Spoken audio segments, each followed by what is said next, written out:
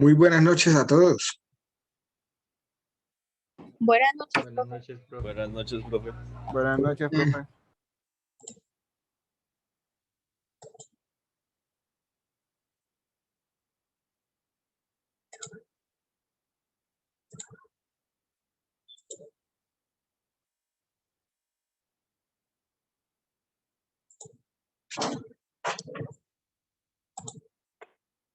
¿Qué dudas hay de lo que hicimos en la clase pasada?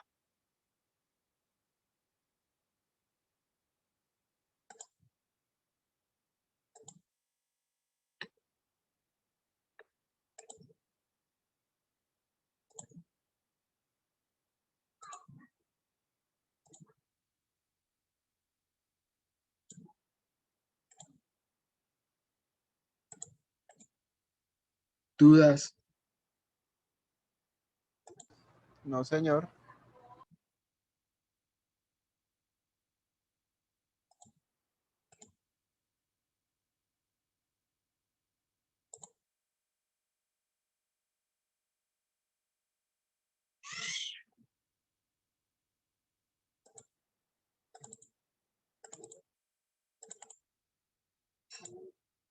Vale, entonces, hoy vamos a comenzar la clase.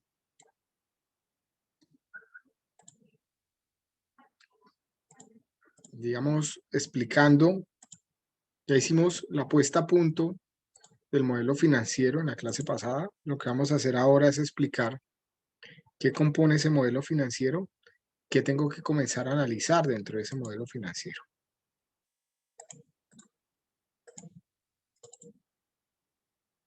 Entonces, vamos a tomar de referencia el modelo que está cargado en la página. Ustedes van a trabajar con su modelo.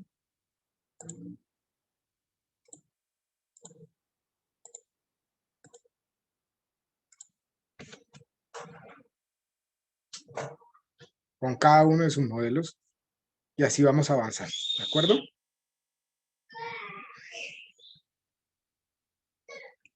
¿De acuerdo? Sí, señor. Sí, señor. Listo. Entonces, me imagino que ya pueden ver mi pantalla, ¿cierto?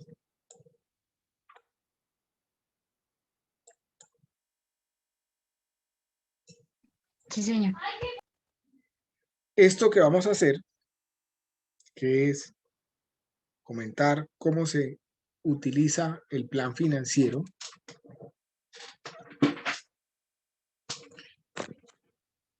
pues sirve de muy poco si ustedes no lo complementan efectivamente con el trabajo de su modelo, de su proyecto, ¿cierto? Y si no comienzan a cacharrear propiamente la hoja de cálculo que está planteada con la herramienta que se entrega, que vamos a utilizar, les sirve a ustedes como posibles emprendedores, que en este caso están asumiendo el tema como si fuera un emprendimiento, saber, entre otras cosas, cuánto dinero deben arriesgar como mínimo y cuánto pueden pedir prestado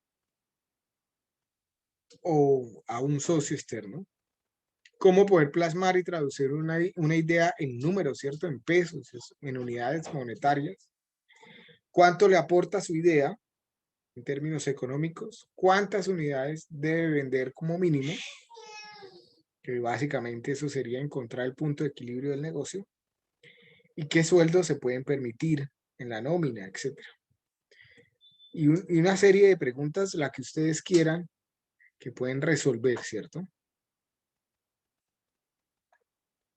Como experiencia, hay muchas ideas buenas que no logran materializarse porque no se ha hecho el ejercicio de estimar esto que ustedes van a aprender con el modelo financiero. Y pueden haber otras que no sean tan buenas ideas, que en efecto hayan comenzado su ejecución gracias a que en un modelo financiero, pues las estimaciones arrojaban buenos indicadores buenas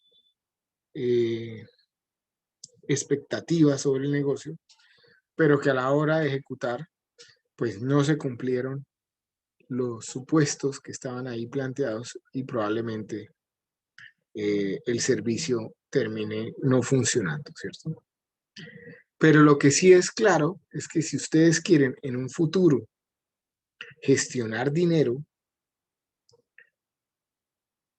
pues no pueden ir a presentarse simplemente con la expectativa, ¿cierto? Tienen que mostrarle a los futuros socios, si es el caso, todos los temas de proyecciones financieras que hemos ya comentado clase, los estados financieros que se esperan tener en el negocio, etcétera.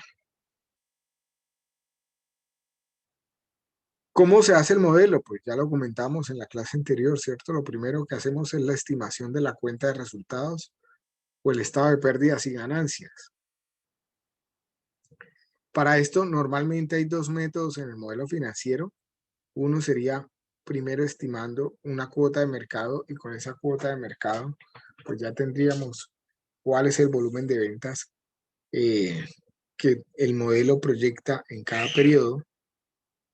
Pero como nosotros no estamos, como ustedes no están estudiando mercadeo ni han profundizado en el tema de cuota de mercado y demás, vamos a hacerlo por la segunda opción, que es estimar directamente las ventas. Entonces, esta segunda alternativa, que es comenzar a cargar el modelo sin un estudio de mercado previo de investigación, lo que hacemos primero es estimar directamente cuántas cantidades de productos voy a vender, qué productos tengo y cuántas cantidades voy a vender. Lo segundo es estimar el precio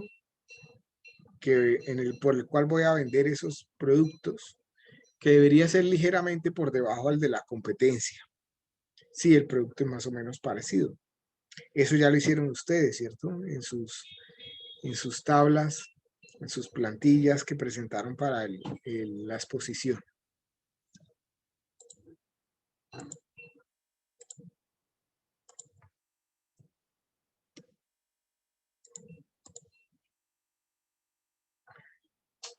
Y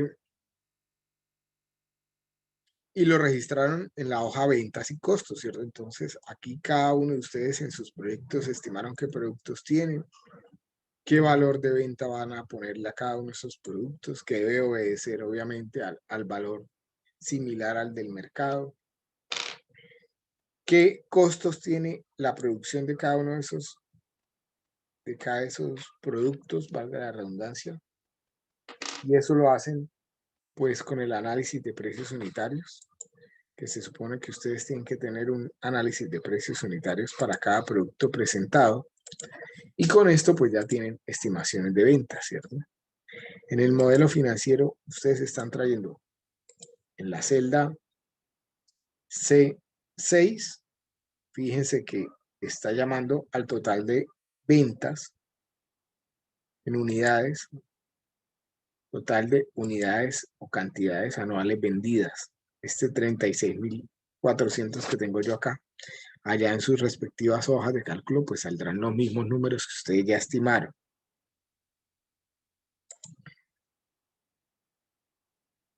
También hay que comenzar a proyectar los crecimientos de ventas. ¿Cómo estimamos esto?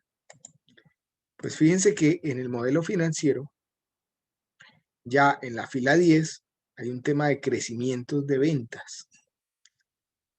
¿Qué valor coloco acá? ¿Cuánto debería ser ese crecimiento de ventas de un año al otro? ¿Ustedes qué opinan?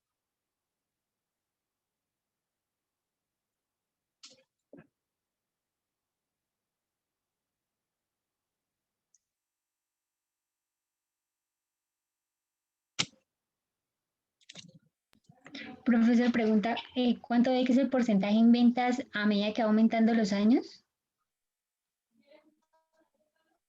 ¿Cuánto qué? No te entendía. O sea, lo que pregunta usted es cuánto debería que ser el porcentaje a medida que va aumentando los años. Sí, Bueno, se supone que debe que aumentar, ¿no? Pero no, claro, cuando yo estoy haciendo una proyección, ¿qué sería lógico? que aumente las ventas porque ya se supone que, o sea, el primer año es como para darse uno, como dar a conocer el proyecto. O,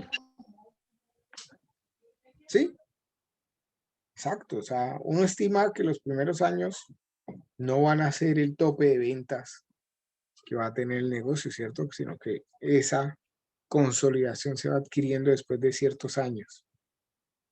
De acuerdo, puedo hacer esa supuesto. Pero entonces el tema es, porcentualmente, ¿cuánto debería ser el crecimiento año a año en cantidades vendidas?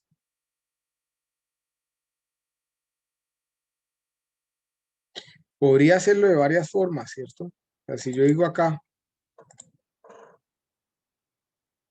que el primer año, Profe, qué pena. señor, Es que creo que hay un compañero en sala de espera. a ver, miramos.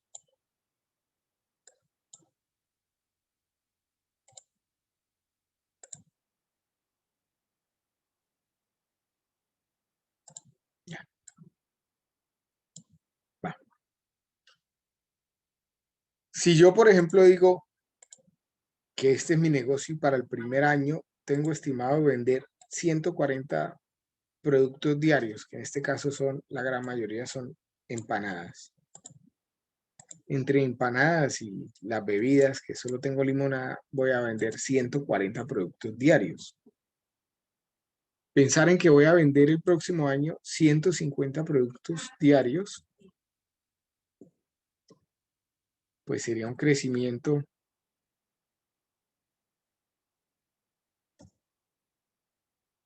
de ¿cuánto?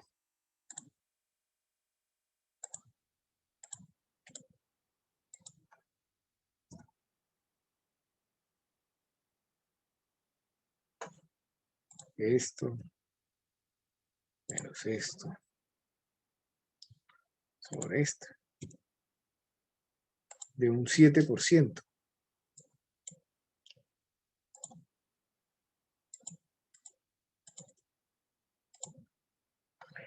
Sin embargo, ¿será que ese 7% está bien? ¿Hacerlo de esta manera está bien?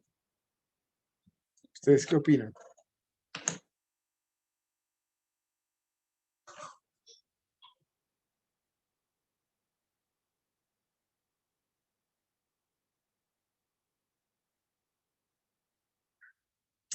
Estas preguntas que yo les estoy haciendo acá son las mismas preguntas que les voy a hacer el día de la sustentación final.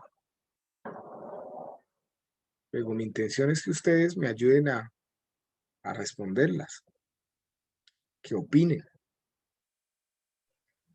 Depende de la utilidad que deje el negocio. Si se quiere reinvertir toda la utilidad, daría un porcentaje de crecimiento, ¿no? Pues creo yo. Estamos hablando de ventas. Nada tiene que ver con la utilidad por ahora. Solo estoy estimando cuánto voy a vender este año, pero el siguiente año vendo más o vendo lo mismo. ¿De qué depende? ¿Qué crecimiento le pongo si digo que voy a vender más? Profe, tocaría comparar los precios de todo, ¿no? Porque si todo sube, entonces, y vende lo mismo, pues se podría decir que estaría vendiendo menos que respecto al año anterior. ¿Por qué? O sea, lo que yo pienso es que, digamos, si vendí 5 empanadas este año y el otro año vendí las mismas 5 empanadas al mismo precio, pues teniendo en cuenta que los precios de todo van a subir, pues no estaría vendiendo lo mismo. Pero no hemos metido el factor precio todavía. Solo estamos hablando de cantidades vendidas.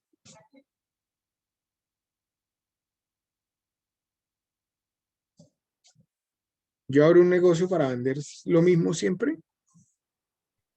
No, o sea, se supone que, o sea, a medida que usted va avanzando, puede ir vendiendo más, porque, digamos, usted vende, digamos, empanadas, empieza de carne, de pollo y de queso, por ejemplo, pero ya el otro año ya usted se quiere reinventar, quiere hacer, no sé, empanadas hawaianas o rancheras, entonces yo creo que ahí aumenta, ¿no? La cantidad de empanadas. Sí. ¿Cuánto aumenta? ¿Cuánto estimamos de aumento?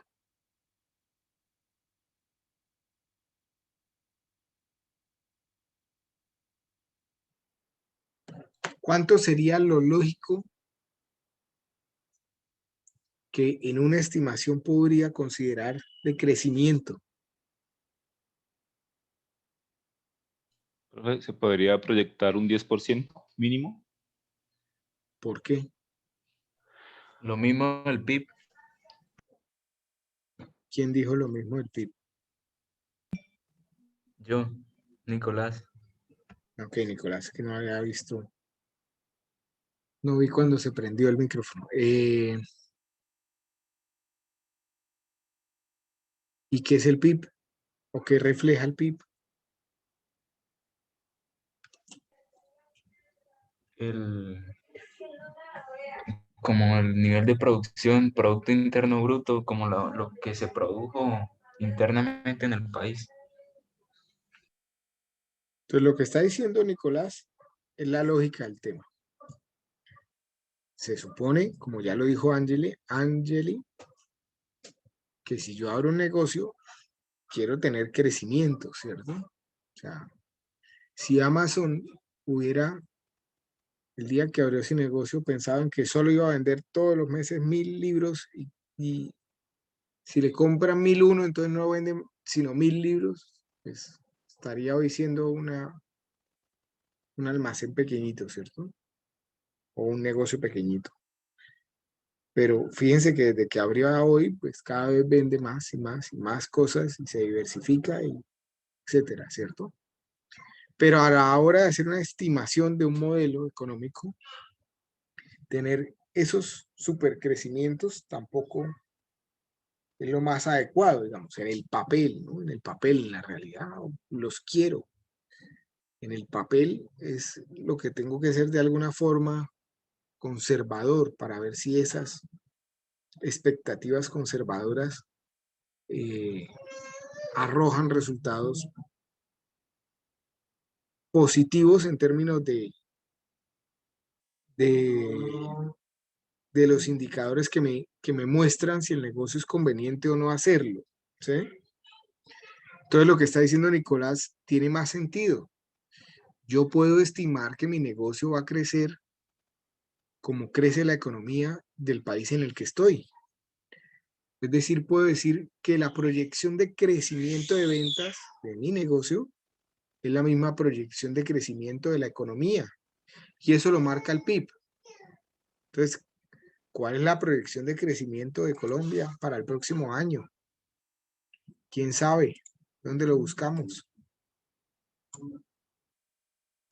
¿Será que nos sale así? Ah, miren, crecimiento de la economía. Parece que Google tiene activado mi micrófono, ¿cierto? Crecimiento de la economía colombiana en el 2020. Entonces, ¿qué dice por acá? Dice, sin embargo, en el caso de Colombia la cifra empeoró. Para el 2021, la entidad espera que la economía del país logre un crecimiento del 5%. Entonces, Edwin ya iba en el doble, iba en el 10%, ¿cierto?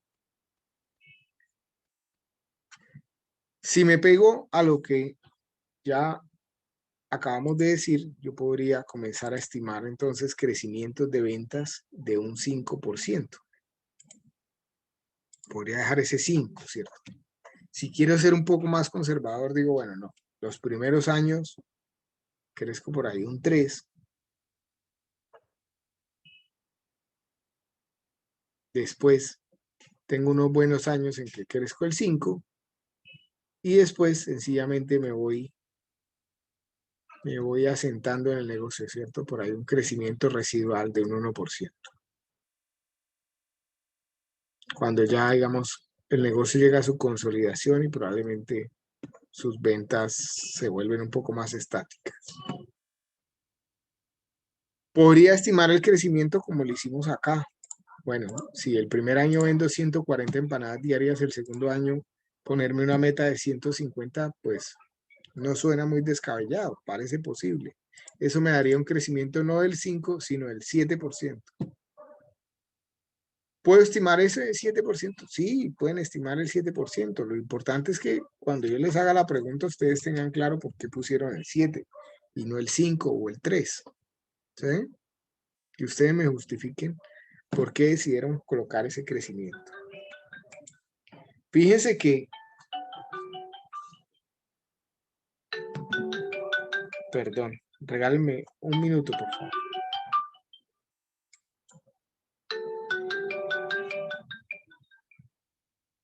Buenas noches. No alcancé a contestar. Sí.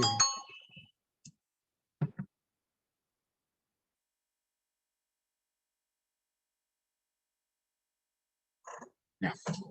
Bueno. Fíjense que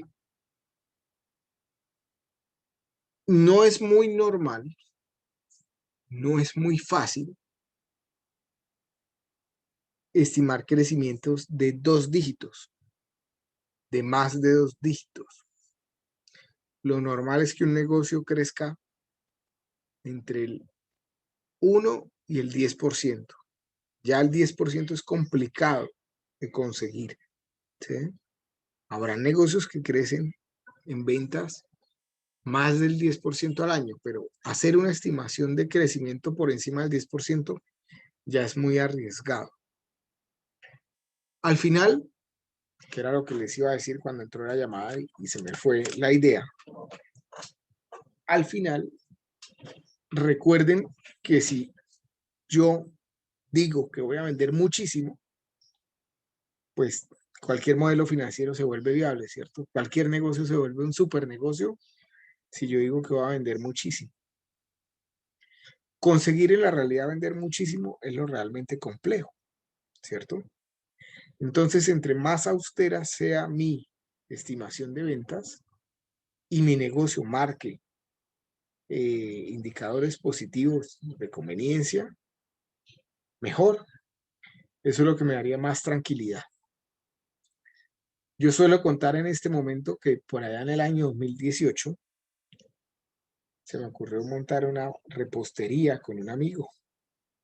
Pero antes de montarla, pues hice todo el ejercicio, ¿cierto? Del modelo financiero y demás. Y más faltaba que no lo hubiera hecho. De que hubiera pasado por alto lo que estoy enseñando, ¿cierto? Lo que estoy transmitiendo. Y en mi modelo financiero me cerraba el proyecto con indicadores de sostenibilidad a partir de vender 15 cafés diarios. 15 cafés diarios. ¿Les parece descabellado vender 15 cafés diarios? Va a tener lógico, profe. Yo creo que estaría muy bien. Parece posible, ¿cierto? Pues después de casi 7 meses de operación del negocio y hacer los balances y todo lo demás, cuentas y demás, se estaban vendiendo en promedio 4 o 5 cafés diarios. ¿El negocio per se es malo? Probablemente no. Lo que pasa es que había una serie de circunstancias que hacían que no se vendiera más. Yo no tenía la disponibilidad de tiempo para estar ahí en el negocio. La persona que colocamos para que atendiera no se motivó nunca. Qué sé yo, el punto de pronto no era el mejor. Pueden haber una serie de factores que hacían que no se hubiera conseguido la meta, digamos, el objetivo o la estimación que se planteó en el modelo financiero. Sin embargo, pues hoy creo que si vuelvo y hago el modelo con las experiencias que tengo y todo lo demás, digamos, llegar a los 15 cafés no es muy descabellado, sigue siendo algo posible. Obviamente hay que variar otros parámetros ya en la realidad, en la ejecución. Pero, digamos, la anécdota va enfocada a que ustedes entiendan que lo más difícil de un negocio, de un emprendimiento, al final es vender los productos. Por lo tanto, si yo hago una estimación, entre más austera sea ese número de ventas y comience a arrojar indicadores positivos o de sostenibilidad, pues mejor, ¿cierto? Lo siguiente podría ser también comenzar a estimar precios. Entonces, fíjense que después dice, la estimación de los ingresos a priori, hay dos maneras de hacerlo. Se multiplica el precio por las unidades y obtenemos las ventas netas. Y esto ya lo realizamos en la hoja ventas y costos. Se proyectan los crecimientos año a año, lo que podemos denominar las 2GS. Crecimiento de las unidades vendidas, que ya lo acabamos de comentar, dice no debe ser mayor de 2 dígitos ni superior a la proyección del PIB del país. Esto que está acá en azul es una sugerencia, ¿cierto? Ya lo comentamos ahorita. Si ustedes justifican que sea mayor al PIB, pues está bien, hay que justificarlo, pero está bien. Y después hay que estimar un crecimiento en precios, que ese crecimiento en precios no estaría relacionado propiamente con la inflación. Pues recordemos que en el modelo financiero estamos haciendo estimaciones en pesos constantes de un año base. El año base es el año cero, que todos estamos asumiendo que el año cero fue el 2020, porque ustedes hicieron las plantillas, los datos de las plantillas en diciembre pasado, ¿cierto? En 2020. Y por lo tanto, los valores en pesos constantes implicarían que los precios no cambiaran per se por efectos de la inflación. ¿Sí? No estoy metiendo a jugar la inflación en el modelo, pero sí puedo definir una política de crecimiento de precios por encima de la inflación. Es decir, puedo decir, todos los años vamos a aumentar el valor del producto en tantos puntos porcentuales que aumentó la inflación, más, qué sé yo, 50 pesos, 100 pesos o X% más. ¿Sí? Eso que acabo de comentar, ¿sí lo entendieron?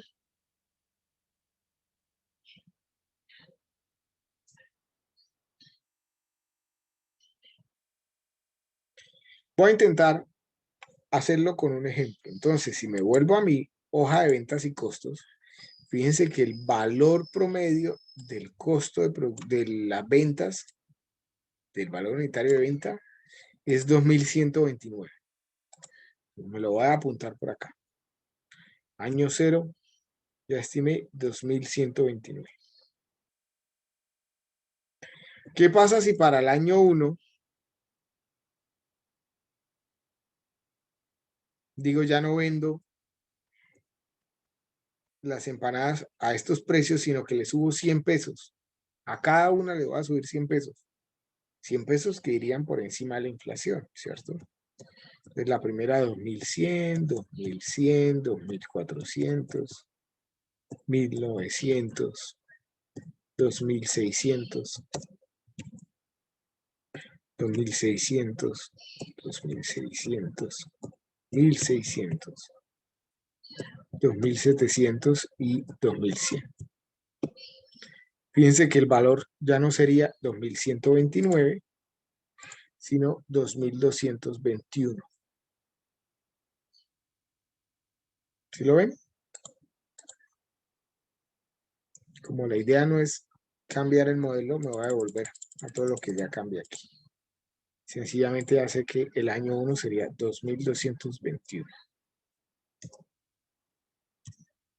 ¿Cuánto sería el crecimiento? Pues otra vez lo que tenemos acá, ¿cierto? Fíjense que en ese caso, subirle 100 pesos a todo me daría un crecimiento en precios del 4,3%.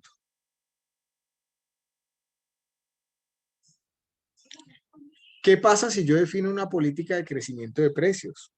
Pues que puede llegar a un punto en donde mis clientes digan, "Mm, mm, ya la competencia no le sube, ya no compro sus empanadas, sino me voy con la competencia y pierda clientes". Como pueden el que diga, este crecimiento es imperceptible, ¿cierto? Está dentro de los rangos normales de subida de precios y sigan vendiendo lo mismo. O hay otros que digan, no, sí se justifica porque mantienen o mejoran la calidad del producto, etc. Entonces yo puedo decir, en este caso, decir, voy a subirle un 4,3% al precio año a año, y llegar a un punto en donde no subo más los precios, no los subo más,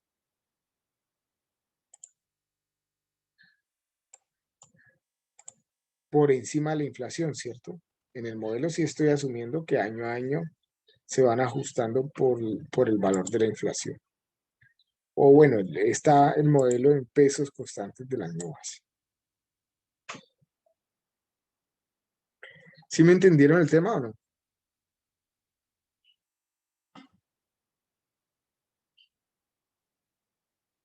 Sí, profe.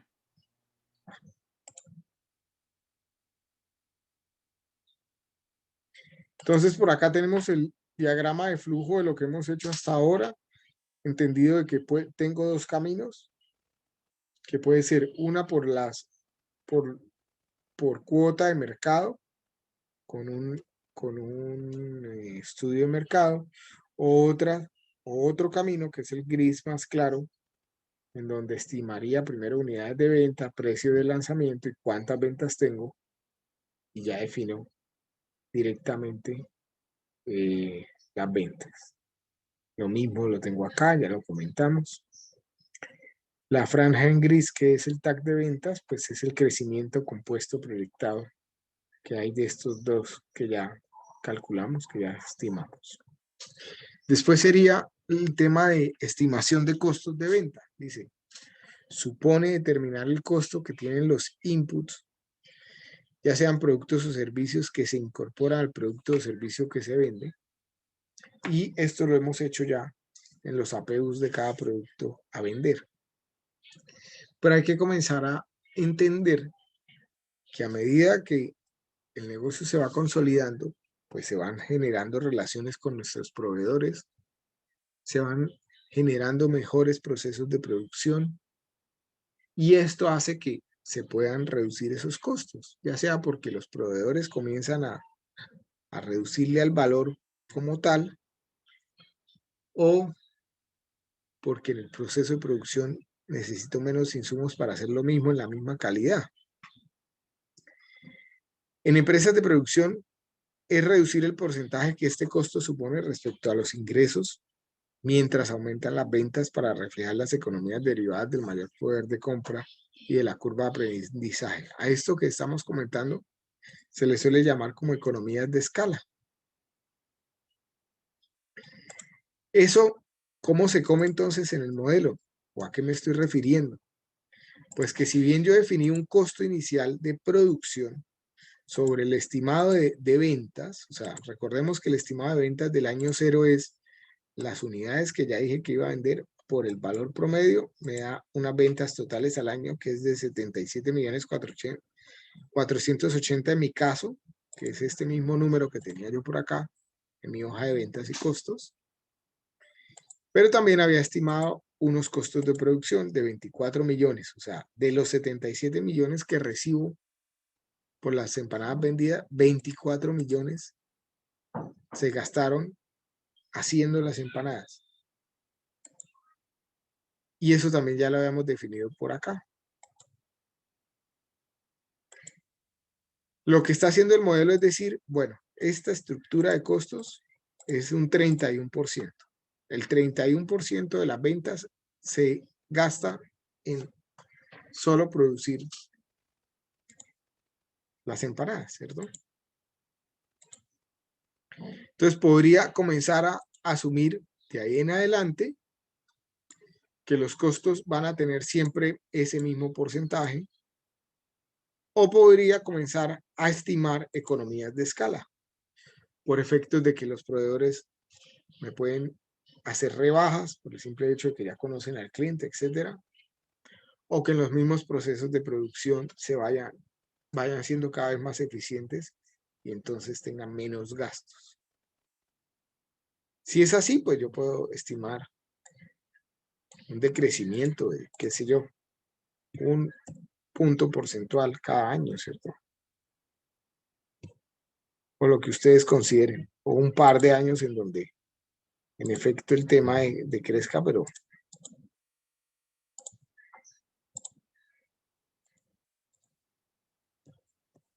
se mantenga un poco más constante después de un par de años más, ¿sí? Por decir algo así.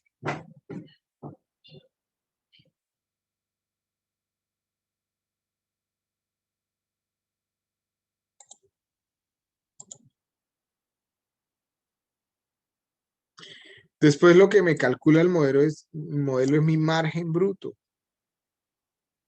La estimación del margen bruto no es otra cosa que 1 menos los costos de ventas por los ingresos, de tal manera que en porcentaje sería ingresos menos costos de ventas sobre ingresos.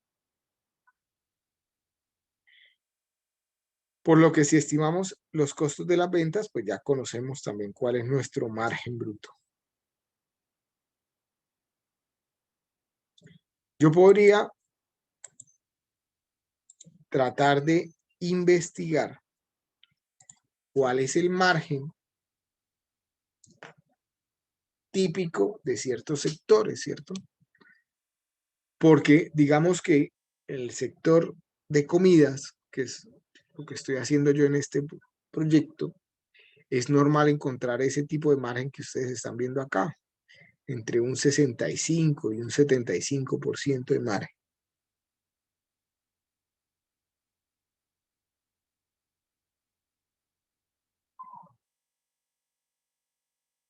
¿Sí? Si tengo un margen negativo, la cosa está muy grave, ¿no? Quiere decir que los costos de venta superan el valor de venta. Eso claramente no lo puede sostener nadie. No lo podría tener.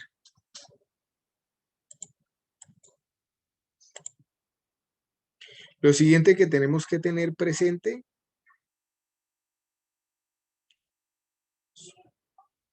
son los gastos de personal. Es lo siguiente que tenemos que estimar.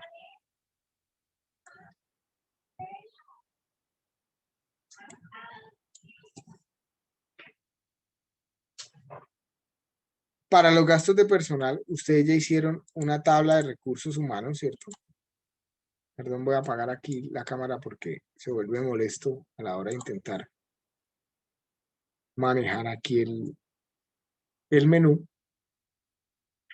Para el gasto de personal, ustedes ya estimaron una tabla de recursos humanos donde colocaron, digamos, el staff que debe estar dentro de la compañía, qué personal es, con qué tipo de contrato, cuánto sueldo, cuál es el factor multiplicador. Ya hablamos que el factor multiplicador es ese dinero que tiene que pagar de más la empresa por cada uno de sus empleados, haciéndole frente pues a las obligaciones de ley, ¿cierto? Primas, cesantías, intereses a las cesantías, vacaciones, seguridad social, etcétera. Para fiscales, dotaciones.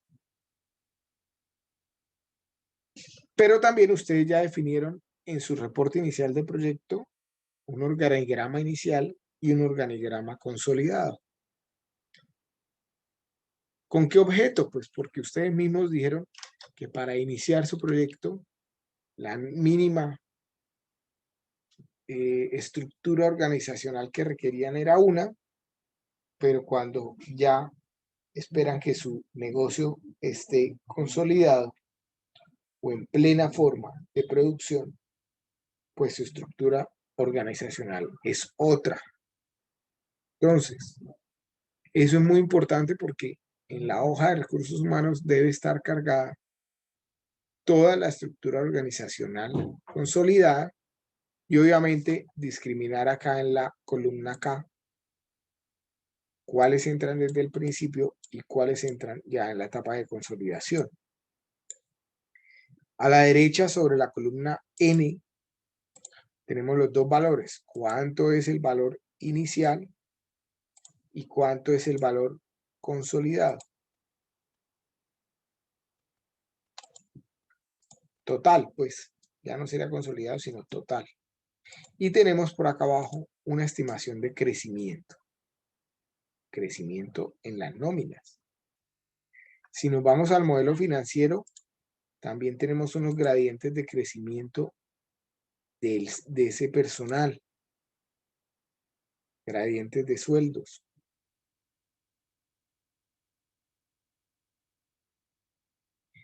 ¿De qué depende entonces el gradiente que está aquí? De varios factores.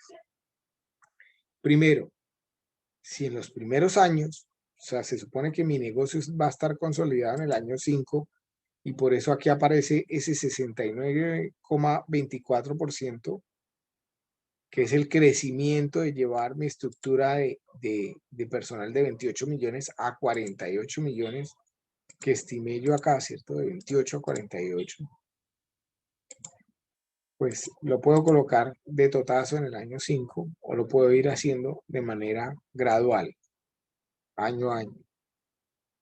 Pero hay otro crecimiento que está implícito en este gradiente y está relacionado con el aumento del salario mínimo, que sería lo mínimo que ustedes tienen que aumentar de un año al otro. Si estamos diciendo que este es un modelo que está en pesos constantes de un año base, pues ese aumento del salario mínimo tiene que estar estimado en pesos reales, ¿cierto? Yo tengo que quitarle la inflación.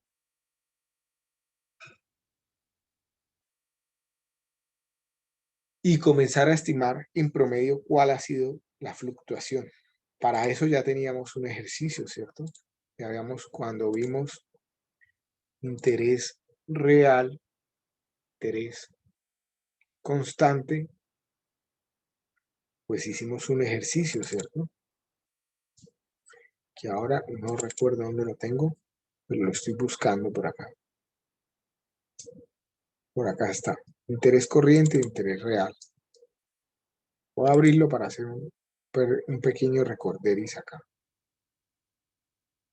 Fíjense que la variación real desde el año 84 al 2020, pues ha sido esta que ustedes tienen en la columna I y en la columna J. Es igual.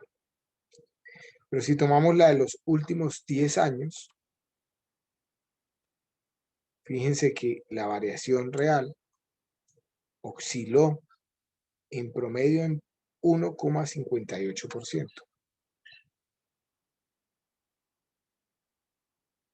¿Sí? Con años mayores, como el 2012, como el 2014, el 2019 y el 2020, y otros más pegados a la inflación, ¿cierto? Pero yo podría ya en el modelo financiero, entonces, colocar ese 1,58 como una estimación promedio del crecimiento de los salarios.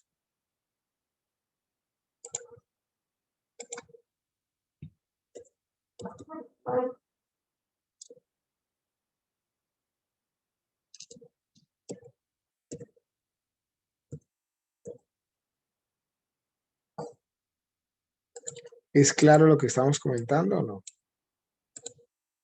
¿Alguien tiene alguna duda con las variaciones que hay de salarios estimados en el modelo.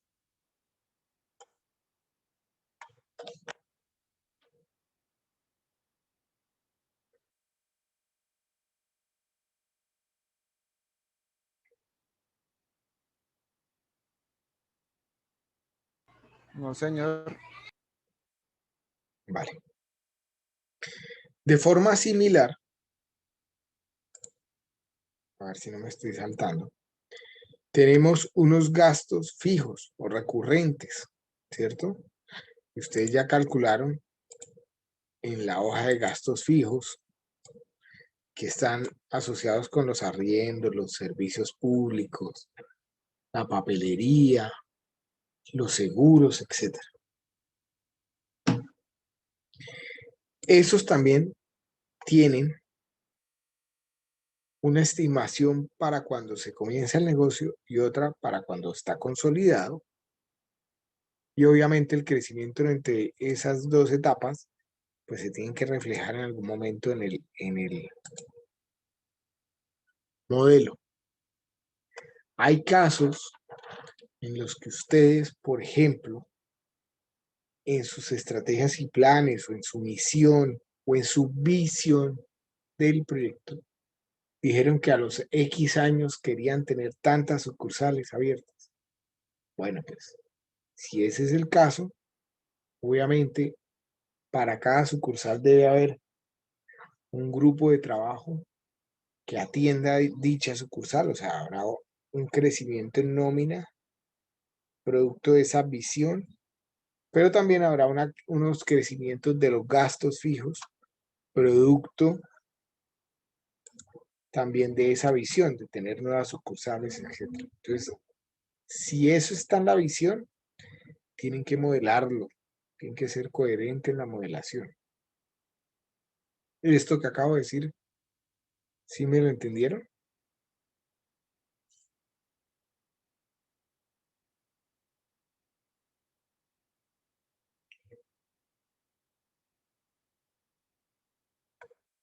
¿Sí?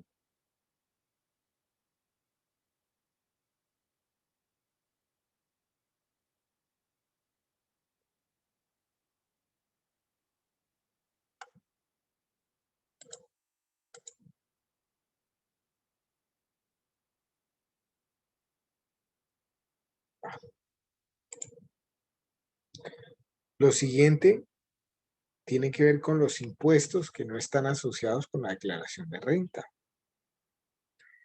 con ciertos tributos, y estos van dentro de otros gastos generales de explotación y se corresponden con la contribución municipal, con el impuesto de actividades económicas, con algunas tasas varias como basuras, predial, etc. No se refieren al IVA ni al impuesto de sociedades. El IVA se va liquidando a lo largo del año y normalmente hay una diferencia a nuestro favor entre el repercutido y el soportado que genera una pequeña financiación hasta que realizamos la liquidación a Hacienda. Aquí no se tiene en cuenta porque tiene un efecto menor ese IVA. Ya ese IVA lo vimos en la clase pasada, lo mostramos cuando hablábamos de los activos circulantes, ¿cierto? Y de los pasivos. Ahí había un rubro que decía Hacienda deudora y demás.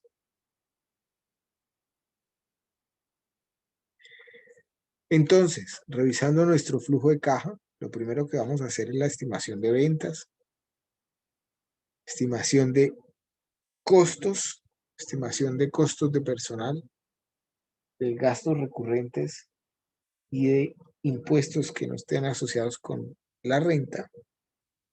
Y si a esas ventas le restamos todos los demás estructura de costos, nos va a quedar nuestro EBITDA, que son nuestras ganancias antes de impuestos, intereses, depreciaciones y amortización.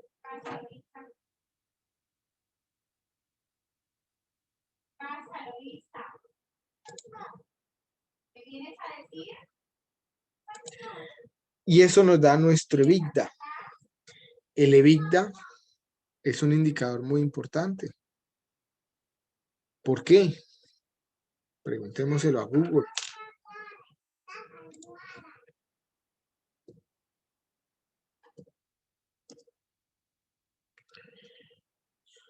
¿Para qué me sirve el EBITDA? O miremos interpretación del EBITDA.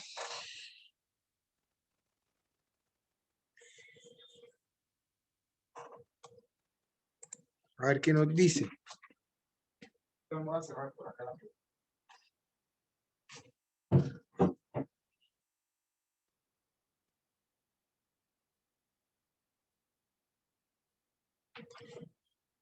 El EBITDA, que sus siglas en inglés significa Earnings Before Taxes, Depreciation, Interest, Taxes, Depreciations, and Amortizations, hace referencias a la ganancia de la compañía antes de intereses, impuestos, depreciaciones y amortizaciones. Es decir, se entiende como un beneficio bruto de explotación calculado antes de la deducibilidad de los gastos financieros. A pesar de que no forma parte del estado de resultados de las compañías, es un indicador muy utilizado como referencia sobre su actividad, ya que constituye un indicador aproximado de la capacidad de una empresa para generar beneficios considerando únicamente su actividad productiva.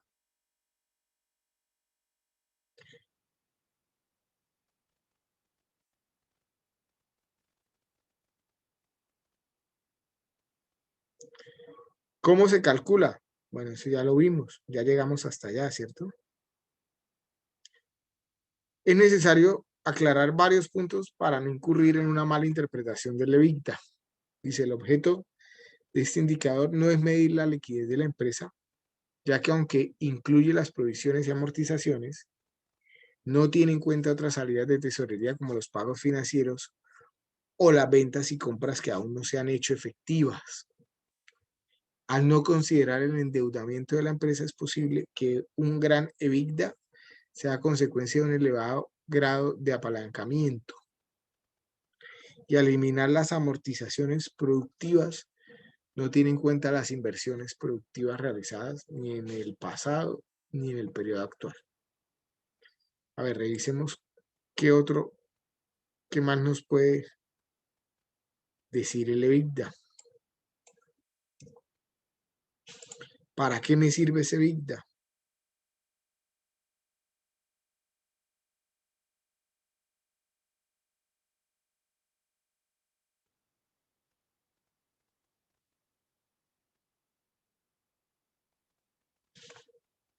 Miremos este que hay por acá.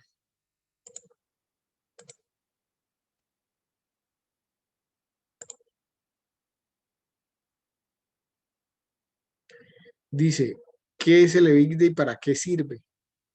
Dice, el cálculo de este indicador señala si un proyecto es o no es rentable. Miremos a ver qué dice. Dice, el EBITDA es el Earnings Before Interest, Taxes, Depreciation and Amortization, que traducido al castellano sería algo así como el beneficio antes de intereses, impuestos, depreciación y amortizaciones, o dicho de otra forma más coloquial, el beneficio bruto de explotación antes de la deducibilidad de los gastos financieros. Es decir, si una empresa no necesitase pagar ningún impuesto por estar financiada completamente con sus propios recursos, el beneficio que generase coincidiría con el EBITDA, midiendo así la capacidad de la empresa para generar ganancias considerando únicamente su actividad productiva. Aunque sea un indicador de la capacidad de una empresa para generar beneficio de su actividad productiva, no forma parte del estado de resultados de la misma, aunque esté relacionado con él porque está calculado a partir del resultado final o el resultado de explotación.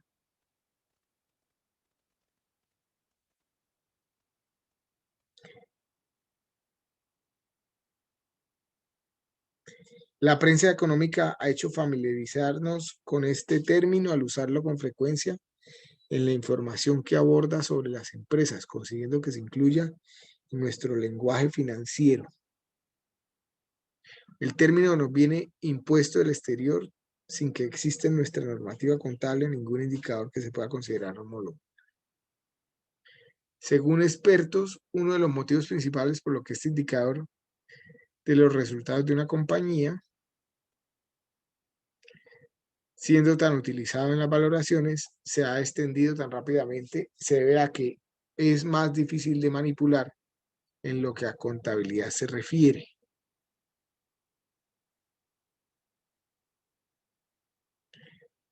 E indica que el proyecto es rentable. Entonces, en conclusión, para no seguir leyendo el tema, si ustedes en su modelo de financiero llegan a tener valores negativos en el EBITDA, ese negocio ya tiene inconvenientes operativos que hay que comenzar a solucionar.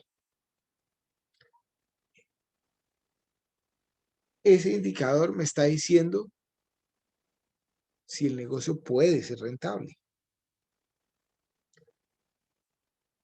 Puede que una empresa tenga un EBITDA positivo y que su flujo de caja no lo sea, y sus indicadores de bondad económica, que ya ustedes saben calcularlos, pues me den que para ese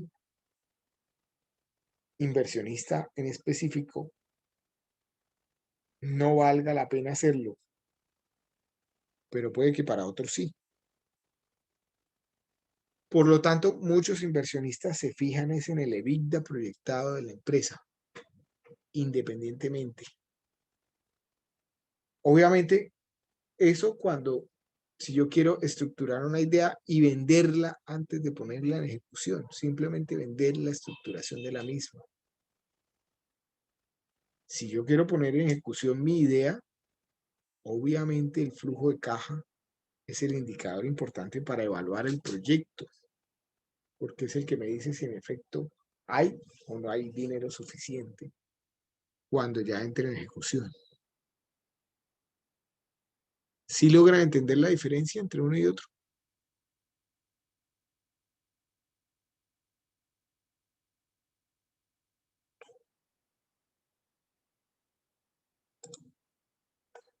¿Siguen conmigo o no? Sí, señor. Sí, señor. Sí, señor. Profe, y a nosotros que nos está dando negativo en este caso. A los que les esté dando negativo, entonces tienen que comenzar a revisar y hacer sensibilidades en su proyecto. ¿Por qué les puede estar dando negativo? Porque o los costos de producción son muy altos frente al valor de venta. En ese caso, si los costos de producción fueran muy altos, si digo de los 77 millones, qué sé yo, voy a manipular aquí el modelo como no se debe hacer, ¿cierto? Simplemente colocando un valor. Si yo digo, de los 77 millones que vendo, 65 millones se me van en costos de producción, pues fíjese que mi margen bruto se vuelve muy pequeñito y probablemente lo que me quede de margen no me alcance para cubrir el resto de costos de producción, como son los gastos de personal y los gastos fijos y los impuestos que no son renta. En ese momento mi EBITDA comienza a ser negativo. Entonces tengo que revisar si los costos de producción están muy altos, por un lado. Si yo creo que la estructura de costos de producción está bien calculada, entonces es muy probable que la nómina que yo estoy proyectando sea muy alta. Entonces antes de comenzar a echar a la gente sin haberla contratado, pues lo primero que yo debería revisar es si puse unos sueldos muy grandes. Entonces, que de pronto este señor administrador no se puede ganar sino 1 millón. Lo mismo los cocineros, 1 millón. ¿Sí? Fíjense que eso ya cambió, estaba como en 60 millones, como en 60%, ¿cierto? Era 28 inicialmente y subía a 48. Pues ya haciendo simplemente esa variación, en el modelo comienza a haber indicadores más atractivos de EBITDA.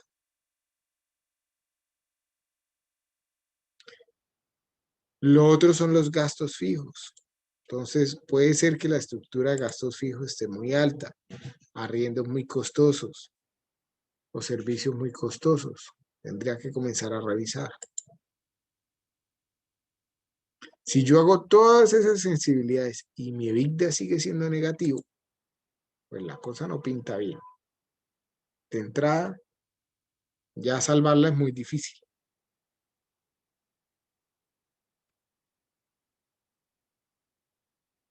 Profe, ¿Sí? pero entonces es posible realizar esos cambios para la segunda entrega, ya hablando en lo Para la académico. entrega definitiva, que ya es la tercera entrega, la definitiva. A ver, ¿qué pasa en este momento? ¿Por qué estamos hablando lo que estamos hablando? Porque ustedes van a cargar en el modelo en este momento todos los supuestos que hicieron en la primera y en la segunda entrega, es decir, en el reporte inicial del proyecto y en el caso de negocio. Entonces, en el reporte inicial del proyecto dijeron que tenían un organigrama inicial y uno consolidado. Listo, cargaron esa información. También dijeron que tenían una misión y una visión. Entonces, si la visión decía tener tantas sucursales cuando ya esté consolidado el negocio, entonces tienen que de alguna forma ¿qué? Modelar esa visión. Lo mismo en las estrategias y planes, que dijeron que iban a tener cámaras de seguridad y guardias de seguridad y mil cosas, pues tienen que estar modelándola.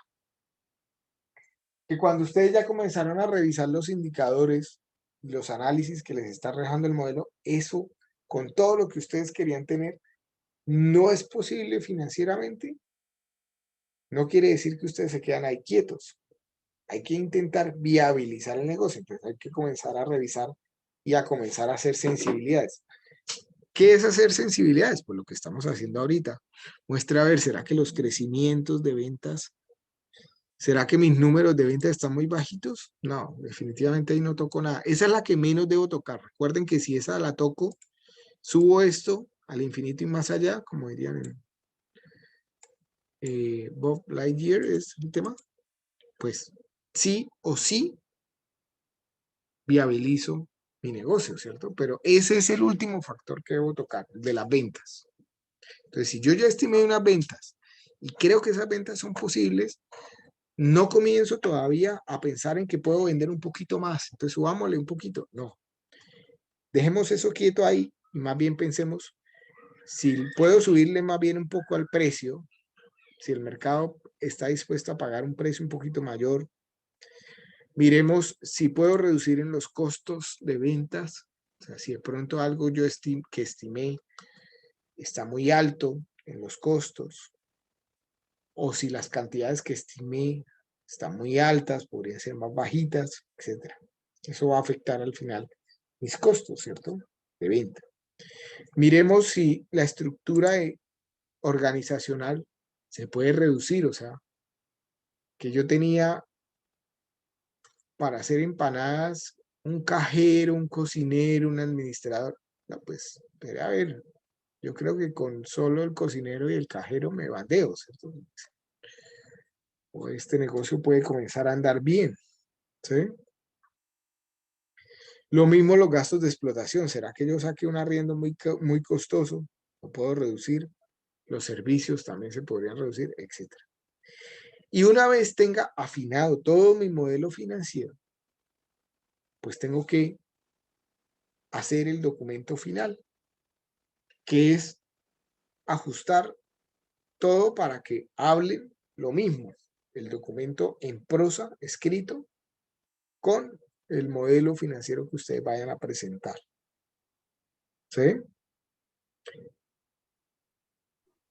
Saliéndonos un poco del tema específico de lo que estamos hablando y pasando a la operatividad de la asignatura, ustedes van a modificar el modelo, van a hacer una presentación y van a sustentar el modelo. Y después de la sustentación del modelo, tienen una oportunidad final para hacer los últimos ajustes dependiendo de qué se diga en esa sustentación. ¿Sí? O sea, si en la sustentación yo me doy cuenta de que ustedes de pronto no hicieron X o Y sensibilidad y se las propongo, pues la tienen que ajustar. ¿Sí? Ahora, yo suelo hacer esas cosas cuando es muy evidente, ¿cierto? Y cuando el negocio no está dando, pero creo que sí lo podían haber salvado con X o Y cosas, ¿sí? Como también puedo notar, por ejemplo, que las ventas están muy descabelladas, están muy altas, y decir, no, eso no creo que pueda ser posible por X o Y, bájenle, ¿sí? Suelen ser los casos en los que suele ocurrir, o porque haya evidenciado un error en el carga de la información, que tengan que corregirlo, etcétera, ¿sí? ¿Dudas de lo que hemos comentado hasta acá?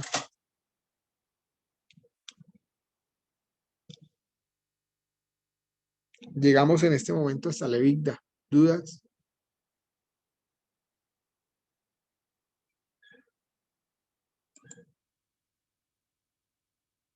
No, señor. ¿Ninguna? No, señor. Bueno, entonces para la próxima clase, comiencen a trabajar en grupo. Todos los grupos deben tener sensibilizado el modelo hasta el EBITDA. O sea, todos ya deben tener todo esto en positivo. ¿Sí? O bueno, esa es la Profe, intención. Habrá negocios en donde definitivamente ya los damos por muertos y no se logran colocar en positivo. ¿Qué pregunta había? profe, ¿qué porcentaje más o menos ahí de la vida es bueno para un proyecto? Porque ahí, por ejemplo, ese que tiene 24.7%.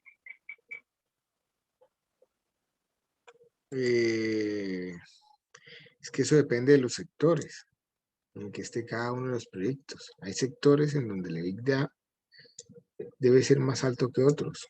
¿Sí? No me atrevo a decir un número.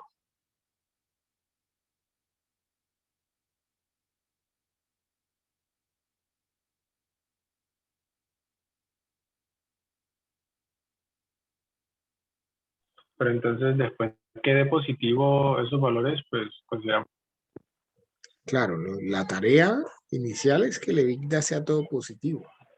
Lograr que sea todo positivo sin entrar a modificar mucho el tema de las ventas, que es, si yo subo ventas, por supuesto, el EBITDA cada vez va a ser más positivo, ¿cierto?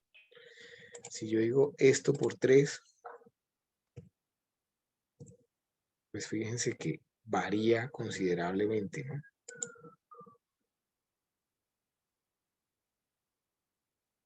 ¿Sí? Sí, sí. No se trata de hacer eso. Ahora, si yo digo eso por 3, fíjense que no es lo mismo vender 140 empanadas diarias que decir que va a vender 420 diarias. Pues yo puedo vender 420 diarias. Con toda seguridad hay negocios que venden mucho más que eso. ¿Podría estimar eso desde el año 0? Seguramente sí. Pero ¿será que ya lo logro hacer solo con un cocinero y un cajero? De pronto no, ¿cierto? Cambia ya la estructura. ¿Será que ya lo puedo hacer en un negocio pequeñito con una administración moderada? De pronto no, ¿cierto? Va a tener que colocar negocio en lugar de un local donde sea más transitado, donde va a ser más costoso, etcétera. ¿Sí? Entonces, cualquier sensibilización que yo le haga al modelo va acompañado del análisis de lo que implica hacer eso. ¿Sí?